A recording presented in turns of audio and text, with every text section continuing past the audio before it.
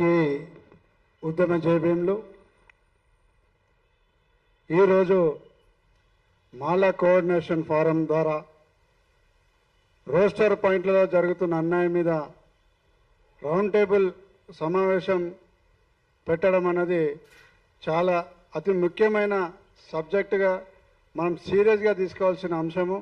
అటువంటి అంశాన్ని ముందుకు తీసుకెళ్లే క్రమంలో ముందున్న ఎంసీఎఫ్కు మరోసారి ప్రత్యేకంగా కృతజ్ఞతలు తెలుపుతున్న కమ్యూనిటీ పరంగా.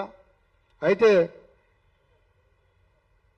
ఆగస్టు 1, 2024 సుప్రీంకోర్టు తీర్పు వచ్చిన తర్వాత దేశంలో ఏ రాష్ట్రం ముందుకు రాని సందర్భంలో అటు తీర్పు బయట రాకముందే అసెంబ్లీ పెట్టి మరి మేము వర్గీకరణ చేస్తామని ప్రకటించిన రేవంత్ మాదిగ, నేను ఎందుకు చాలా మీటింగ్లలో ఆయనకు రెడ్డి అని అన్న, రేవంత్ మాదిగనే అంట. ఎందుకంటే ఆయన ఒక మాదిగలాగా వివరించారు, ఒక రెడ్డి లాగానో ఒక ప్రభుత్వం నిర్వహించే ముఖ్యమంత్రి స్థాయిలో ఉండి ఆలోచించకుండా ఏకపక్షంగా వివరించింది కాబట్టి ఆయన నా దృష్టిలో రేవంత్ మాదిగనేని ప్రతి మీటింగ్లో కూడా చెప్తున్నా. అయితే తీర్పు రాకుండానే ఆ తీర్పును నేను అమలు చేస్తానని ప్రకటించి మొదటిగా మంత్రివర్గ ఉపసంఘం మన ఉత్తమ్ కుమార్ రెడ్డి నేతృత్వంలో కమిటీ వేసి ఆ కమిటీ సిఫారసుల మేరకు జస్టిస్ షమీమ్ అఖ్తర్ ఆధ్వర్యంలో ఏకసభ్య కమిషన్ వేసి ఆ కమిషన్ రిపోర్ట్ ఆధారంగా తెలంగాణ రాష్ట్ర షెడ్యూల్డ్ కులాల రిజర్వేషన్ల హేతుబద్ధీకరణ చట్టం 2025ను తీసుకురావడం జరిగింది. అయితే సుప్రీంకోర్టు తీర్పును మనం పక్కన పెట్టినా, అందులో ఎన్ని తప్పులున్నాయి పక్కన పెట్టినా, షమీమ్ అఖ్తర్ రిపోర్టు ఎట్లా అసంపూర్తిగా ఇవ్వడం జరిగింది, దాన్ని బేస్ చేసుకొని ఏ విధంగా చట్టం చేసేది అనే దాని మీద, దాంతో మనకు మాలలకు జరుగుతున్న అన్యాయం మీద, ఈ 3 పాయింట్ల మీద మనం చర్చ చేసుకోవాల్సిన అవసరం ఎంత ఉందో నేను తెలియజేసుకుంటూ, సుప్రీంకోర్టు చెప్పింది ఏంటంటే ఇంపీరికల్ డేటా కలెక్ట్ చేయాలని అన్నది. ఇంపీరికల్ డేటా అంటే రాష్ట్ర ప్రభుత్వ ఉద్యోగాలు, కేంద్ర ప్రభుత్వ ఉద్యోగాలు మరియు బ్యాంకింగ్ సెక్టర్లో ఉద్యోగాల జనాభాను తీసుకోవాలి, అంటే ఉద్యోగాల సంఖ్య తీసుకోవాలి. కానీ షమీమ్ అఖ్తర్ ఇచ్చిన రిపోర్ట్లో కేవలం రాష్ట్ర ప్రభుత్వ ఆధీనంలో పనిచేస్తున్న ఉద్యోగుల సంఖ్య మాత్రమే తీసుకున్నారు. ఇది ఇంపీరికల్ డేటా ఎట్లయితుంది? రాష్ట్ర ప్రభుత్వంలో ఉన్న ఉద్యోగుల కంటే ఎక్కువ కేంద్ర ప్రభుత్వ ఉద్యోగాలలో ఎక్కువ మంది ఉంటారు. దాంతోపాటు బ్యాంకింగ్ సెక్టర్లో ఉన్న ఉద్యోగాలు ఉంటారు. అంటే మేజర్ 2 సెక్టర్ల ఉద్యోగుల సంఖ్యను తీసుకోకుండా కేవలం ఒకే ఒక రాష్ట్ర ప్రభుత్వ ఉద్యోగుల సంఖ్య తీసుకొని ప్రకటించారు. ఇలా పేర్కొనడం జరిగింది. అందులో కూడా మాదిగలు ఎక్కువ తీసుకున్నారు, మాలలు తీసుకున్నారు.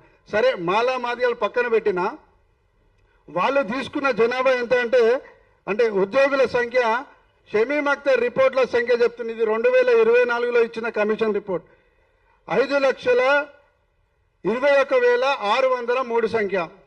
ఇది షమీమ్ అఖ్తర్ ఇచ్చిన రిపోర్టు ఫిగరు రాష్ట్ర ప్రభుత్వ ఉద్యోగుల సంఖ్య.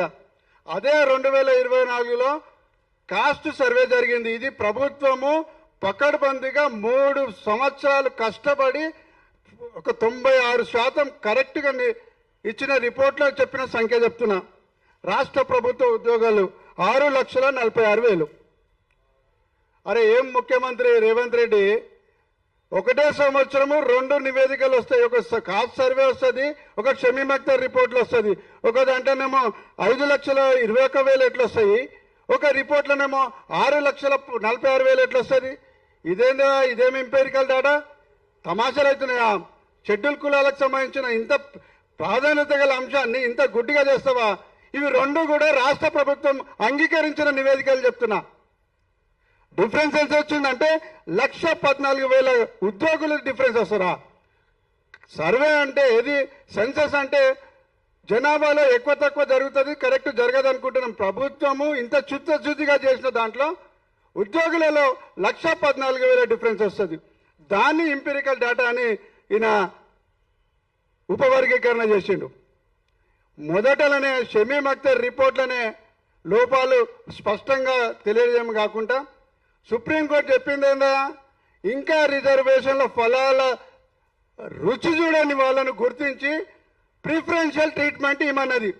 ఇది ఇంగ్లీష్లో సుప్రీంకోర్టు తీర్పులో ఇచ్చిన ప్రధానమైన అంశం. కానీ ఇక్కడ రాష్ట్ర ప్రభుత్వం షమీమ్ అఖ్తర్ మన రేవంత్ మాదిగా చేసిందేందా, మాదిగల జనాభా ఎక్కువ ఉంది కాబట్టి 9% రిజర్వేషన్ ఇచ్చారని క్లియర్గా ఇచ్చారు. నిజంగా కూడా ఇవ్వాలంటే సుప్రీంకోర్టు గైడ్ లైన్స్ ఇక్కడ రాష్ట్ర ప్రభుత్వం అమలు చేయాలంటే ఇంకా రిజర్వేషన్ల ఫలాలు టేస్ట్ చేయని గ్రూప్ 1లో ఉన్న 15 కులాలకు ఇవ్వాలి. ఏం తమాషాలు అవుతున్నాయా? సుప్రీంకోర్టు చదవరు, అర్థం కాదు. ఇంకో దారుణం ఏంటిదంటే స్టేట్ వర్గీకరణ చేసుకోవచ్చని చెప్పింది. భారత రాజ్యాంగంలోని స్టేట్ డెఫినేషన్ కూడా చదవాలి రాష్ట్ర ప్రభుత్వం. రాష్ట్ర ప్రభుత్వంలో ఏఐఎస్ కూడా రాజ్యాంగం కానీ స్పష్టమైన అవగాహన లేకుండా ఇది చేసిండు. స్టేట్ మీన్స్ ఖాళీ రాష్ట్ర ప్రభుత్వం కాదు. సెంట్రల్ కేంద్ర ప్రభుత్వము రాష్ట్ర ప్రభుత్వము రెండు ప్రభుత్వాల ఆధీనంలో నడిచే అన్ని ఏజెన్సీలు కూడా రాష్ట్రం కింద లెక్క పెట్టాలి, స్టేట్ కింద పరిగణించాలి. కానీ ఇక్కడ ఏం చేసిండు, సెంట్రల్ని పక్కన పెట్టిండు. పక్కన పెట్టి కేవలం రాష్ట్రంలో ఉన్న గణాంకాలను తీసుకొని చేశారు. అంటే తెలంగాణ రాష్ట్ర ప్రభుత్వ అధికారులు కానీ పాలక పార్టీకి కానీ చదువు రాదు, సుప్రీంకోర్టుని అర్థం చేసుకోవాలని స్పష్టంగా తెలుస్తున్నది. ఆర్టికల్ 12 మీరు ఇప్పుడు కూడా గూగుల్లో సెర్చ్ చేసుకోరు, స్టేట్ మీన్ ఏందో క్లియర్గా వస్తుంది. స్టేట్ అంటే ఏంటిదో స్పష్టంగా ఉంటుంది. కేవలం రాష్ట్ర ప్రభుత్వమే కాదు, కేంద్ర ప్రభుత్వము, రాష్ట్ర ప్రభుత్వము, కేంద్ర ప్రభుత్వము, ప్రభుత్వ ఆధీనంలో నడిచే అన్ని వ్యవస్థలు కూడా స్టేట్ అనే అర్థం ఉంటుంది. ఇంత అజ్ఞానంగా రాష్ట్ర ప్రభుత్వం వర్గీకరణ చేసింది. సరే, సుప్రీంకోర్టు గైడ్ లైన్స్ ఇచ్చింది. ఏమన్నది, ఇంకా రిజర్వేషన్లు రుచి చూడని వాళ్ళకి గుర్తించి ప్రిఫరెన్షియల్ ట్రీట్మెంట్ ఏమన్నది. వాళ్ళకి అప్పనంగా అప్పలు చెప్పనని చెప్పలే. కానీ ఇక్కడేం జరిగిందండి, వాళ్ళకు 1% చేసి తర్వాత వాళ్ళకు ప్రాధాన్యత ఇవ్వాలి. ప్రాధాన్యత ఎప్పుడు, ఎస్సీలలో 1 పోస్ట్ వస్తే మొదటిగా గ్రూప్ 1 వాళ్ళకి ఇవ్వాలి. కానీ ఈడేమైంది, గ్రూప్ 2లో ఉన్న మాదిగలకు పోతుంది రోస్టర్ పాయింట్ 2 ఇచ్చి. తర్వాత గ్రూప్ 1లో ఇంకా వెనుకబడ్డారు. అసలు రిజర్వేషన్ టేస్ట్ చూసిన వాళ్ళకి అందరికీ కూడా మళ్ళీ 2 ఉద్యోగాలు వస్తాయి కానీ 1 ఉద్యోగం రాదు. తర్వాత మాలలకు వస్తాం గ్రూప్ 3లకు. అరే, గతంలో రామచంద్రరాజు కమిషన్ 96లో వేసినప్పుడు ఏమన్నాడు, ఒక 3 ఉద్యోగాలు ప్రభుత్వ ఎస్సీ ఉద్యోగాలు వస్తే 3 గ్రూపులకు ఇవ్వలేదు. ఎవడైనా సామాజిక న్యాయం అంటది. నువ్వేం చేసినావా రేవంత్ మాదిగా, 3 ఉద్యోగాలు వస్తే గ్రూప్ 2 వాళ్ళకు 2 ఉద్యోగాలు వస్తాయి, గ్రూప్ 1 వాళ్ళకు 1 వస్తుంది. ఇది ఎక్కడ సామాజిక వారం? సుప్రీంకోర్టు గైడ్ లైన్స్ ఏంది, ఏ గ్రూప్ యొక్క ఏ కులాని యొక్క రాజ్యాంగ హక్కు అయితే రిజర్వేషన్లు ఉన్నది వాళ్ళు హరించబడద్దు, వాళ్ళకి నెట్టబడవద్దు, వాళ్ళకు కూడా ప్రియారిటీ ఇవ్వాలి, వాళ్ళకు కూడా గుర్తించాలని చెప్తే నువ్వు చేసే రిక్రూట్మెంట్లలో ఇండైరెక్ట్గా గ్రూప్ 3లకు ఎలిమినేషన్ చేస్తున్నావు. ఏం తమాషాలు అవుతున్నాయా? ఇక దీనికి ప్రధాన కారణము ప్రభుత్వం ఎట్లయినా మాదిగలకు అప్పనంగా అప్పచెప్పాలని వర్గీకరణ చేసింది. కానీ బాధ్యత గల మాల ప్రజాప్రతినిధులు ఏం చేస్తారా, ఒక్కడు ఫోన్ ఎత్తాడు. ఇది వర్గీకరణ అంశమనంగానే అరే ఇది ఎయిడ్స్ లాగా ఎవ్వడు అంటారని.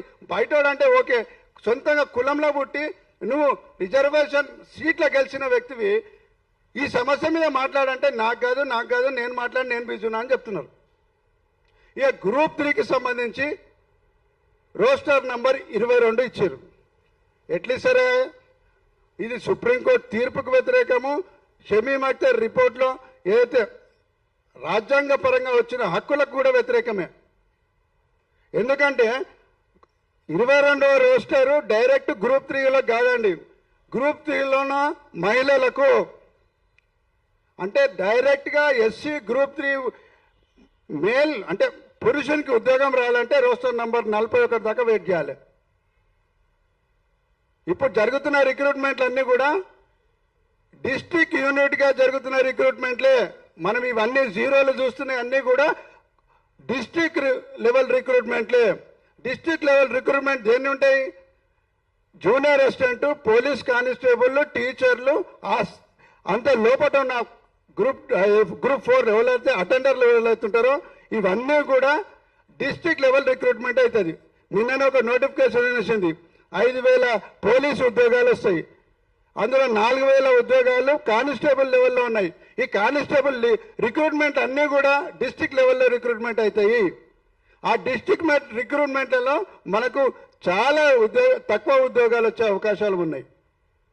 అయితే ఇప్పుడు మనం డిమాండ్ చేయాల్సింది ఏంటంటే 22 నుంచి కనీసం అంటే 5% మనకు ఉద్యోగాలు వస్తాయని పక్కన పెట్టినా ఇప్పుడు జరుగుతున్న నష్టంలో ఒక 1% కొంచెం నష్ట నివారణ కొద్దిగా 1% తగ్గే అవకాశాలు ఉన్నాయి కాబట్టి మనం ఈ డిమాండ్ చేస్తున్నాము. అది కూడా ఏది ఇది రిజర్వేషన్ల హేతుబద్ధీకరణ చట్టంలో రూల్ 8లో స్పష్టంగా చెప్పారు ఏంటంటే ఈ చట్టం అమలులో కానీ ఎటువంటి ఇబ్బందులు వచ్చినా ఏమైనా డౌట్లు ఉన్నా ఇంకొక జీవో ద్వారా ఈ సవరణ చేసుకోవచ్చని హక్కు ఇచ్చారు కాబట్టి ఆ హక్కు ప్రకారం మనం అడుగుతున్నాం. కేవలం 22 నుంచి 16కు తేవాలన్న డిమాండ్ కూడా చాలా సైంటిఫిక్గా రీసెర్చ్ చేసి డిమాండ్ చేసడం జరిగింది. గతంలో చాలా సంఘాలు గుడ్డి అజ్ఞాన సంఘాలు చాలా డిమాండ్లు పెట్టినాయి. ఏమని 20లో 2 కావాలంటారు, ఒకళ్ళు 50లో 3 కావాలంటారు, ఒకళ్ళు 16లో 2 కావాలంటారు. అరే ఏం తమాషానా? మన డిమాండ్ కూడా చక్కగా ఉండాలిగా. ఆడేద్దు ఏది రాజ్యాంగానికి చట్టానికి సుప్రీంకోర్టు తీర్పుకు వ్యతిరేకంగా చేస్తే మన డిమాండ్ కూడా అంత గుడ్డిగా ఉంటుందా? అందుకని 16 చేయడానికి ప్రధాన కారణం ఏంటంటే రోస్టర్ పాయింట్, ఇది స్టేట్ సబార్డినేట్ సర్వీస్ రూల్స్లోని సెక్షన్ 22(2)E ప్రకారం రోస్టర్ పాయింట్లు 100 పాయింట్ల రోస్టర్ పాయింట్లు ఉంటాయి. ఈ రోస్టర్ పాయింట్లలో 15% రిజర్వేషన్లు ఉంటాయి. ఆ రిజర్వేషన్ల రోస్టర్ పాయింట్లు 2, 7, 16, 22, 27, 41, 47, 52, 54, 67 ఈ విధంగా మొత్తం 91, 97 ఇట్లా 15 రోస్టర్లు ఉంటాయి. మనం ఏమైనా డిమాండ్ చేయాలనుకుంటే ఈ 15% ఎస్సీలకు సంబంధించిన రోస్టర్లను మనం అడగాల్సిన నైతిక బాధ్యత ఉన్నది. అది తెలియకుండా అది పరిశీలించకుండా నేను చాలామంది చూసిన అసలు ఇప్పటిదాకా ఏదైతే చట్టం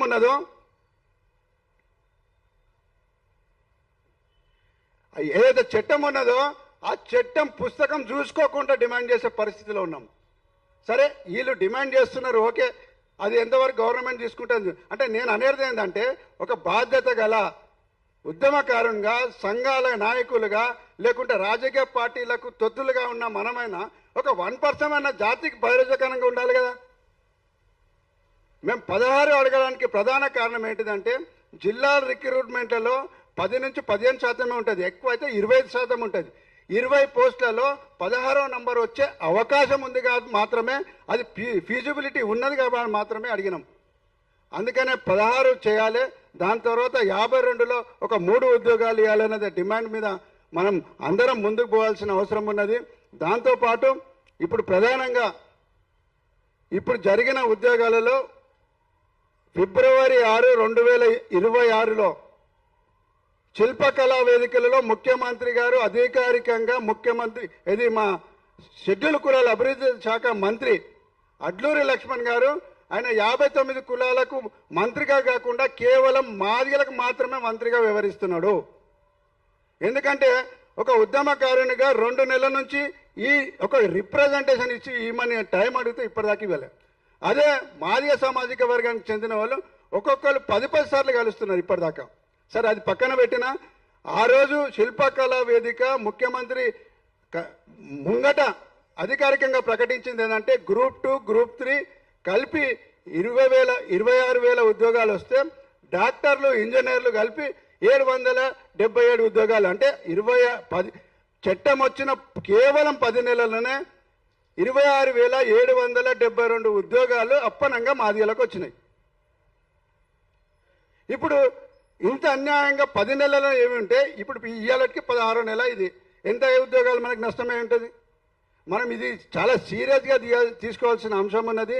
ముఖ్యంగా ఈ రోస్టర్ విధానము ఏదైతే కూర్పు జరిగిందో ఇదంతా కూడా డైరెక్ట్ ఇండైరెక్ట్గా కేవలం 2 గ్రూప్ 2లో ఉన్న మాదిగలకు మాత్రమే ఉద్యోగాలు వచ్చే దిశగా ఉన్నది. కాబట్టి దయచేసి మనం చాలా సీరియస్ అంశం ఇది. మనము ఇమ్మీడియట్గా ప్రభుత్వానికి ఒత్తిడి చేయాల్సిన అవసరం ఉన్నది. ఎందుకు నేను సీరియస్గా అంటున్నా అంటే ఇవాళ పొద్దున్నే ఒక ప్రభుత్వ అధికారి షెడ్యూల్ కులాల అభివృద్ధి శాఖలో జరుగుతున్న కార్యక్రమాన్ని పొద్దున కాన్ఫిడెన్షియల్గా రిపోర్ట్ చెప్పిండు. నేను అనొద్దు కానీ ఇప్పుడు మన జాతికి జరుగుతున్న అన్యాయం కాబట్టి పబ్లిక్ చేస్తున్నా. ఇంత రోడ్డు మీద పడి ఈ సంవత్సరంన్నర నుంచి మనం రోడ్ల మీద పడి ఉద్యమాలు చేస్తుంటే డిమాండ్ చేస్తుంటే ప్రభుత్వం రోస్టర్ సవరణ మన గురించి చేస్తలేదండి. ఉద్యోగాలలో ప్రమోషన్లలో మాదిగలకు నష్టం జరుగుతున్నదని త్వరలో రోస్టర్ సవరణ జరగబోతున్నది. అందులో మాలకు సంబంధించిన డిమాండ్ 22 నుంచి 16 ఎక్కడ కూడా ప్రస్తావన లేదు. ఈ రోజు ప్రస్తావన చెప్తున్నాను. అడ్లూరి లక్ష్మణ్ గారి దగ్గర ఉన్న ఫైల్ ముంగట ఏ పొజిషన్ ఉన్నదో చెప్తున్నా. రోస్టర్ సవరణ జరుగుతున్నది, కానీ మాలలకు అనుకూలంగా కాదు, మళ్ళీ మాదిగలకు అనుకూలంగానే జరుగుతున్నది. ఎట్లా అంటే రోస్టర్ పాయింట్ వలన వాళ్లకు ప్రమోషన్లు వస్తలేవంట. ప్రమోషన్లు రాకుండా మాదిగలు ముందు వరుసలో ఉన్నారు. మాదిగలకే మళ్ళీ రోస్టర్ పాయింట్ల ద్వారా సవరణ చేసి ప్రమోషన్లలో అవకాశాలు ఇవ్వాలని ప్రొఫెసర్ కాసిం ఇప్పుడు చెప్పి ప్రొఫెసర్ కాసిం ఒక రిప్రజెంటేషన్ ఇస్తే తెల్లారే చకచక ఫైల్ మూవ్ అవుతుంది, జిఐడిది పోతుంది, లా డిపార్ట్మెంట్ పోతుంది, మళ్ళీ ఎస్సిడిడి డిపార్ట్మెంట్కి వస్తుంది. నేను ఎందుకు ఇంత సీరియస్గా అది మీకు చెప్తున్నానంటే, ఇప్పటికైనా ఈ గ్రూపులకు ఈ రాజకీయాలకు ఒక బీఆర్ఎస్ జేఏసీ మాల, ఒకటి కాంగ్రెస్ జేఏసీ మాల, ఒకటి ఇండిపెండెంట్ జేఏసీ మాల, ఒకటి లేసి నేను జాతీయ అధ్యక్షుడు ఇంకొకళ్ళు ఉంటారు. ఒక నాలాగా ఎటు పనికేయకుండా నేను ఒక డిమాండ్ చేస్తా. ఇవన్నీ మనం దుకాన్లు బంద్ చేసి రేపో మాపో అంటే దాదాపుగా 15 రోజులు నెల రోజుల్లో షెడ్యూల్ కులాల రిజర్వేషన్ల హేతుబద్ధీకరణ సవరణ జరగబోతున్నది. ఆ సవరణ కూడా మళ్ళీ మాలలకు అన్యాయం జరిగే విధంగా జరగబోతున్నది. ఇప్పుడు జరిగితే ప్రమోషన్లలో మాదిగలకు అన్యాయం జరుగుతున్నది కాబట్టి సవరణ జరుగుతుంది తప్ప మాలలకు జరుగుతున్న అన్యాయం మీద జరుగుతలేదు. ఇది చాలా సీరియస్ తీసుకోవాల్సిన అంశం ఉన్నది. అందుకనే ఇప్పుడైనా గ్రూపులకు అతీతంగా మనం అందరం కూడా ఏకతాటిపై వచ్చి ఒక మొత్తం ప్రభుత్వాన్ని దుర్భగ్నం చేస్తే తప్ప మన ఈ డిమాండ్లు సాధించుకునే అవకాశాలు లేదు. మనం కొద్దిగా లేటో ముందో ఒక మంచి శుభ పరిణామం ఏంటిదంటే 1996లో వర్గీకరణ ఆగడానికి నేతృత్వం వహించిన